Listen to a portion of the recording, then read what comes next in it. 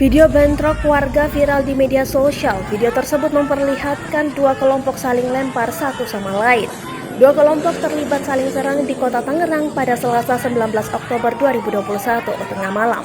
Dilansir dari tribunnews.com, dua kelompok tersebut adalah organisasi masyarakat dengan penagih utang alias debt collector. Kejadian terjadi di Jalan Imam Bonjol, Kelurahan Bojong Jaya, Karawaci, Kota Tangerang. Seorang warga sekitar berinisial I mengatakan awal mula bentrok saat anggota ormas tersebut ditarik mobilnya oleh debt collector pada pukul 20.00 waktu Indonesia Barat. Katanya awalnya sih dari kantor ormas, jadi salah satu ormas mobilnya ditarik terus ditarik debt kolektornya itu, kata I saat dihubungi Rabu 19 Oktober 2021.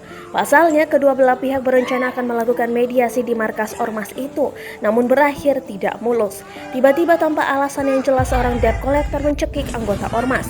Ternyata kelompok penagih utang tersebut sebelumnya sudah ada perjanjian dengan pihak debitur untuk menyerahkan satu unit mobil Daihatsu Sirion bernomor polisi B1651 JKD.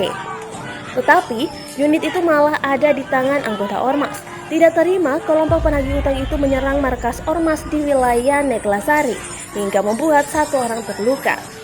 Sementara warga lainnya berinisial N mengatakan kalau kejadian berlanjut di Jalan Beringin Raya, Karawaci pukul 23.00 waktu Indonesia Barat. N menambahkan kelompok ormas melakukan sweeping dan mencari kelompok lawannya. Sementara itu Kasubag Humas Polres Metro Tangerang Kota, Kompol Abdul Rahim mengaku belum mengetahui hal tersebut.